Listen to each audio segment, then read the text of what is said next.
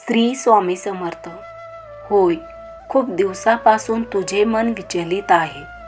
म्हणूनच तर मी तुझ्या या मनाला शांत करण्यासाठी आलो आहे. बाळा, हे जग असे आहे की इथे खरे सिद्ध करण्यासाठी खूप कष्ट करावे लागतात, परंतु खोटे सिद्ध करायला काहीच कष्ट लागत नाही. म्हणून जर कधी तुझ्यावर अशी वेळ आलीच तर नेहमी खरेच बोल, कारण जीवनाचे अंतिम सत्य हेच आहे की खरे कधीही हारत नाही. कालांतराने का होईना कधीतरी खरे समोर येतेच आणि खोटे हे कधीच टिकत नसते. जर तुला जीवनात खूप संघर्ष करावा लागत असेल तर लक्षात ठेव, संघर्ष करणारा कधीच कमजोर नसतो, तर तो खूप मजबूत असतो आणि त्याच्याकडे संघर्ष करण्याची पात्रता असते. म्हणूनच ती संघर्ष करण्याची जबाबदारी त्याच्या वाट्याला येते. नेहमी संघर्ष करणाऱ्यालाच प्राधान्य देत जा आणि नेहमी चांगल्या विचाराचा, कर्माचा संचय स्वतःजवळ असू दे. बाळा, चांगले आचार, चांगले विचार हे नेहमी आपल्या आसपास वावरत असतात. ते फक्त आपल्याला ग्रहण करायचे असतात, त्याची पाठराखण करायची असते. प्रत्येकात कोणता न कोणता तरी चांगला गुण असतोच. असाच गुण तुझ्यातही आहे बाळा, तर तो तुला ओळखायचा आहे आणि त्यावर लक्ष केंद्रित कर. तोच गुण समोर चालून तुझी ओळख असणार आहे. चांगले आचार, चांगले विचार हे शाश्वत आहे, मनुष्यातील देवत्वाला प्रगट करणारे आहेत. एक लक्षात ठेव की चांगल्या वाईटाचा लढा हा अनादी काळापासून चालत आला आहे आणि कल्पांतापर्यंत तो चालत राहणार आहे. प्रश्न आहे तो फक्त आपण यातले काय घ्यायचे त्याचा. बाळा, जसे आजारी झाल्यास पथ्य पाळल्याशिवाय शरीर सदृढ होत नाही, तसेच अगदी त्याचप्रमाणे जीवनासही पथ्य आहे. ते पाळल्याशिवाय मोक्षाचा मार्ग दिसत नाही.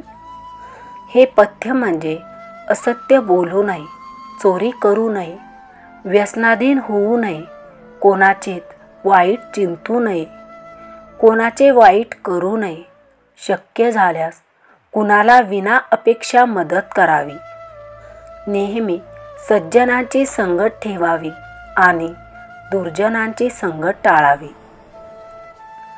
जर यातील काही पथ्ये तू पाळले तरीही निश्चितच तू स्वामी भक्त आहेस. जो या ब्रह्मांड नायकाचा हात धरतो त्याला कधीच अपयश येत नाही आणि जरी आले तरी लक्षात ठेव की ते अपयश, वाईट परिस्थिती हे नेहमी आपले प्रारब्धच असतात. हे प्रारब्ध स्वामी स्वतः आपल्याला भोगायला लावून आपले प्रारब्ध संपवून आपल्याला योग्य मार्गावर आणतात. म्हणून जर तुझा वाईट काळ चालू आहे तर फक्त संयम ठेव. वेळ आल्यावर स्वामी इतके देतात की ते घ्यायला आपला पदरही कमी पडतो आणि हा प्रत्येक स्वामी भक्ताला आलेला अनुभव आहे.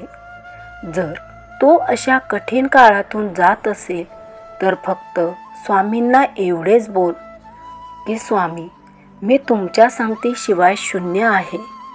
मला तुमची गरज ही श्वासापेक्षाही अनंत पटीने जास्त आहे.